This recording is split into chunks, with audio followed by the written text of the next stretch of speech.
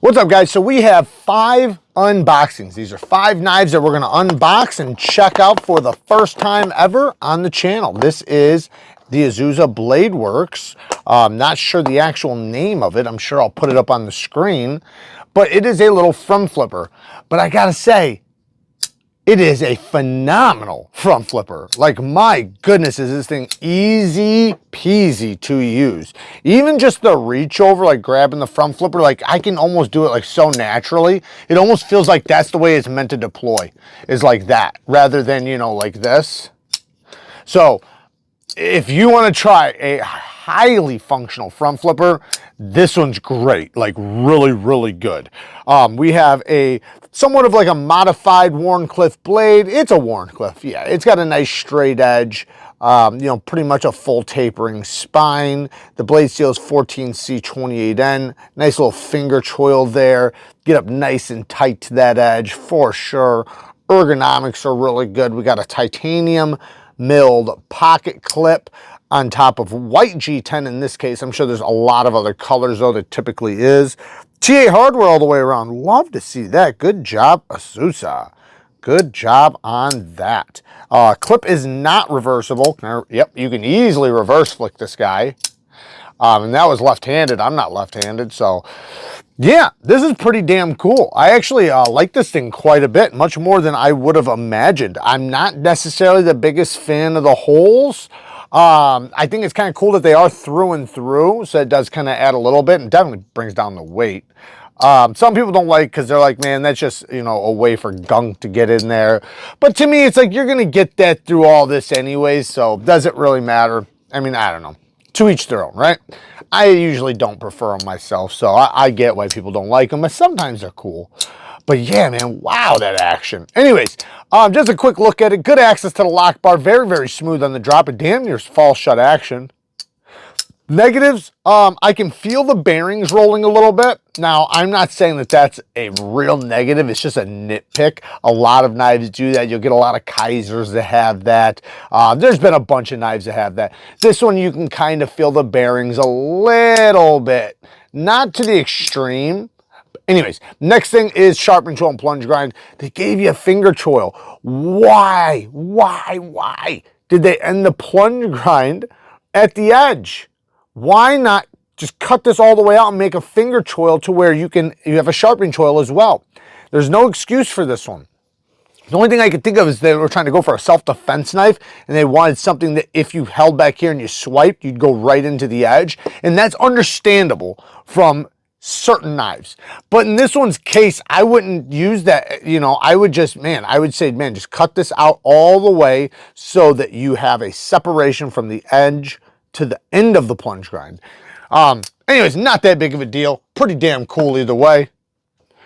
Now this next one, I've actually had a few things from this company. So this company has sent me G10 knives. So the knives they have real knives too, but G10 knives where like you can give them to your child, or, you know, they can learn how to assemble a knife.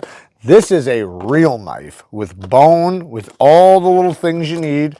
You got a blade, you got bone scales. Let me get another knife to pry these out with.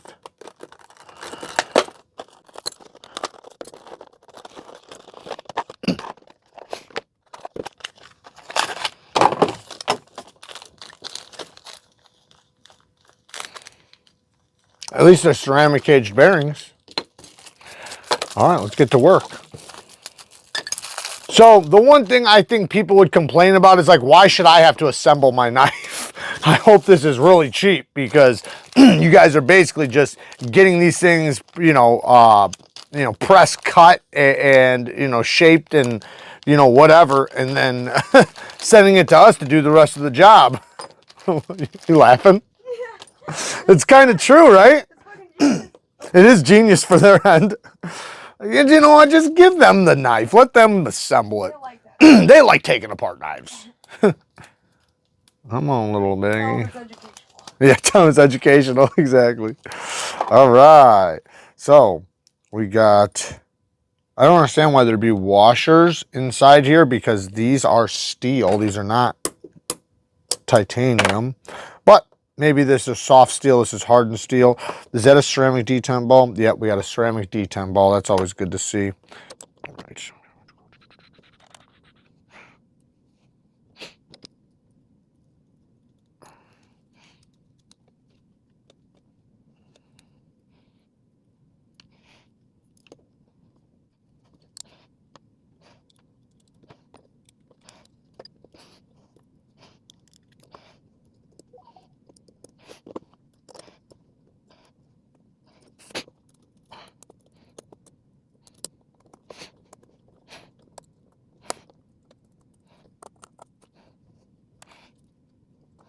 Jesus, man. These parts are so slippery. Yeah, I'm getting together. These parts are so tiny. I know, I thought already. Being cautious, too small for this. They are. I know. I like y'all actually. Yeah, but I think I did remember that. Maybe I should. Yeah, the rooming's nice.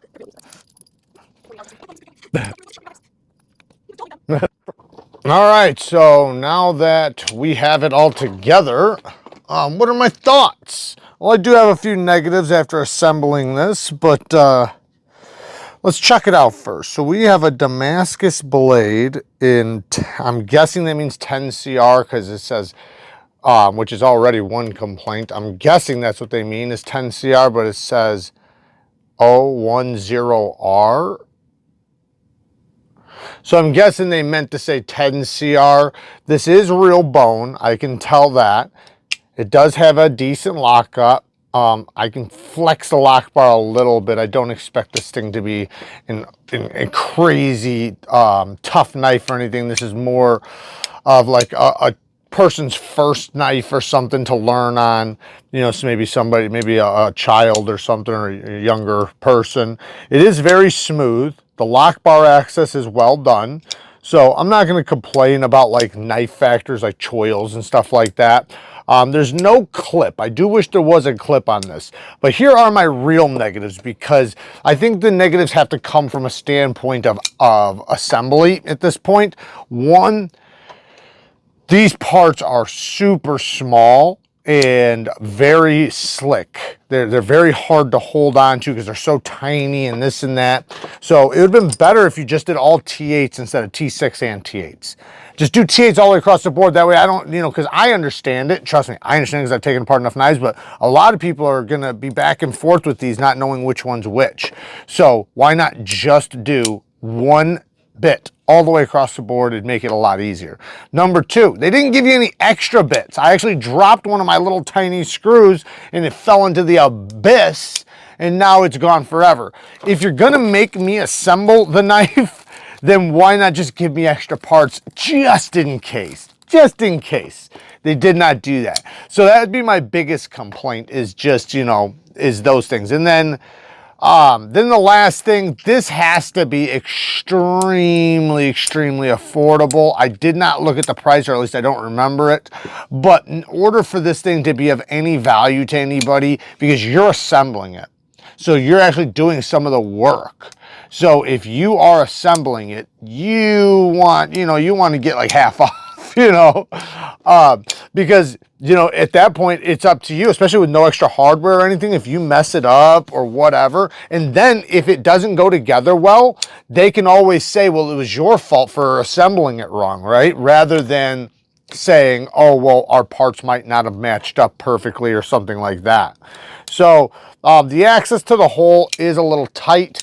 Left-handed, I can reverse flick it, but I cannot reverse flick it right-handed. I can thumb flick it though, but it is a little tight.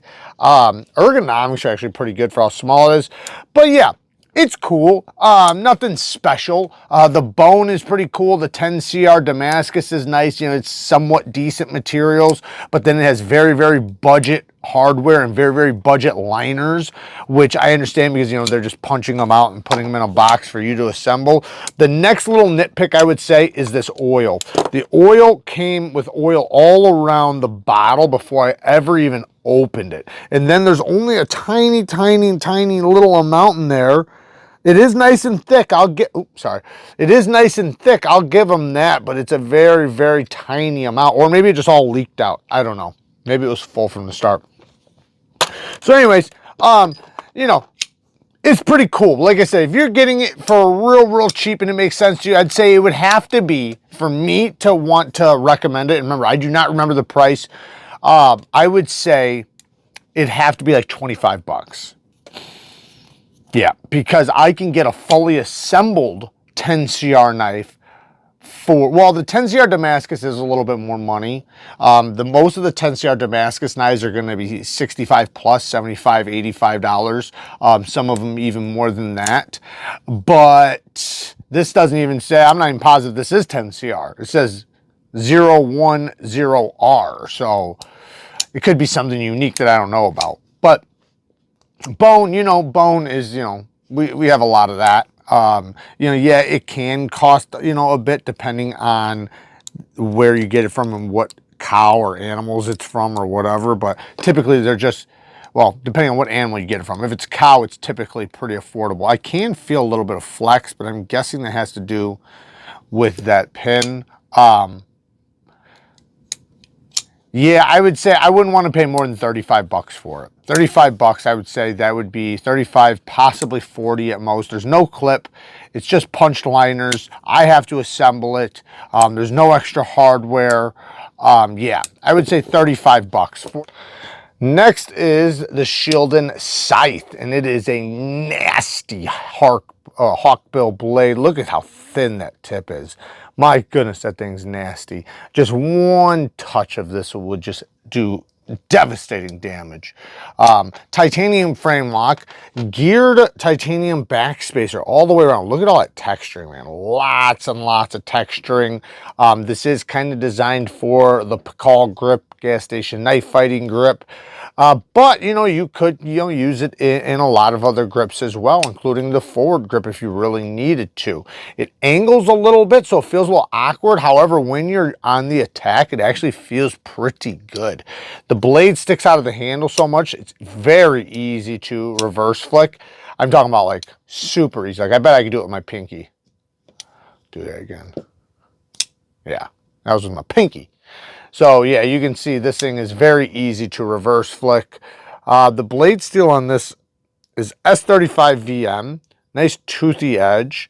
The geometry is a little bit on the thicker side if you were going to be a slicer, but it makes sense because you need to bring out some strength out to that very pokey tip. And if it was any thinner, this thing would just snap. So good access to the lock bar, very smooth, and then a very comfortable, snappy flipping action. This has an incredibly comfortable flipper tab that does a great push button. You can light switch it, but man, it really loves that push button. And you have a nice little landing zone right there. This part is knocked down fairly well. I think the first time I ever tried this, this was a little bit sharper maybe. I don't know, maybe I'm wrong, but pretty damn cool. Titanium frame lock, titanium mill pocket clip with a ceramic ball clip. Now this one does have plenty of spring to it, so I'm sure this one works actually well. I'm typically not a big ceramic ball clip guy, but this one, you know, being the tension that it has, yeah, this is nice. This one's decent. There is a little bit of a pop going in the pocket, of course, because it's a ball, but it does work. Anyways, yeah, pretty damn cool. Negatives. You know, I want to complain about the choil, but being a self-defense style knife, I don't want to because you don't want anything getting caught in there, so I understand it. But, you know, there is ways to do it where you're not going to interfere with it. The next thing is, like I said, I'm not typically a fan of the ball clips. If I was wearing my thick jeans right now, my thick pocket jeans, I'd probably be complaining about this. I typically want a different clip. Next thing, you know what, that's it. That's it. Not too many things. It's pretty cool. It obviously is going to be unique to you. By the way, reversible clip, by the way. But it's going to be either your style or not. You either like it or you don't. This is not going to be for everybody. In fact, this is going to be for a much smaller population than most, you know, common knives. Let's get to the next one. Now, the next one actually is from Zippo. This is not a knife, but this is from Monthly Knife Club, which also does a monthly subscription to Zippos. So you can get Zippos monthly delivered to your house. Zippos come in so many different flavors and options. We got a tiger one here. Personally, this one wouldn't be for me. You know, I love animals, by the way, but I just wouldn't be carrying a little tiger. I feel like this is more for a lady. And then this one, to be honest, I probably wouldn't, this one I wouldn't mind carrying too much. It's a little fruity for me, a little colorful, but I like the black. It's a matte black. I really like that. I wish this was almost like, I could just peel these. No, you can't. Can you? Can you peel that off? I don't know. Maybe you can. You can see these are solid brass, made in the USA.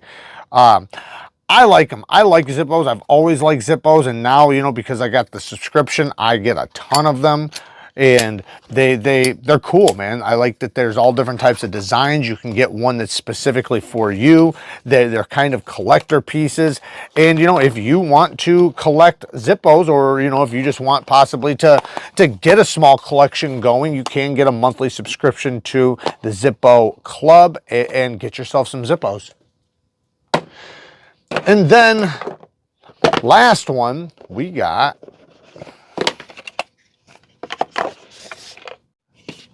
a little fixed blade by Tempest Knives, or also known as KC Knives Fast on YouTube, 14C28N, blue Richlight or micarta scales. Looks like Richlight, and I love this blade shape. This is a phenomenal design for a fixed blade. It's very slim. It's going to be very easy to carry. Still, you get a full-size grip, which is very narrow. So because it's very narrow, it allows for manipulation.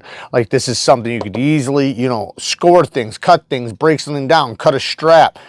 Gas station knife fighting grip. You know, you can basically do anything with it. Nice Kydex sheath. Let's listen to the snap. Oh yeah. Oh yeah, look. No rattle, no tap. Nice push off point. Nice launch too. Tech lock, love to see that. That's my favorite way to carry a Kydex sheath, unless you're gonna carry it in the pocket, which if you wanted to, you could take this off and get an ulti clip. This would fit perfectly in the pocket because it's not too big. 100%. If you took this tech lock off, you can get an ulti clip. Here, let me show you what an ulti clip looks like. Just like this. Get one of these on there, and then you could just slip it in the pocket and clip it to your pocket. Yeah, this is pretty cool. The geometry, nice geometry, nice and thin, but not too thin. It's definitely something that if you wanted to do a little bit of picking or whatever, you're not gonna have to worry about it breaking. It's got a decently thick blade stock while getting down to a nice thin edge. It's gonna slice really well. They got jimping in a lot of the great spots right there and right there, which is going to assist you in the little pinch right here, because you got your thumb and your pointer finger locked in.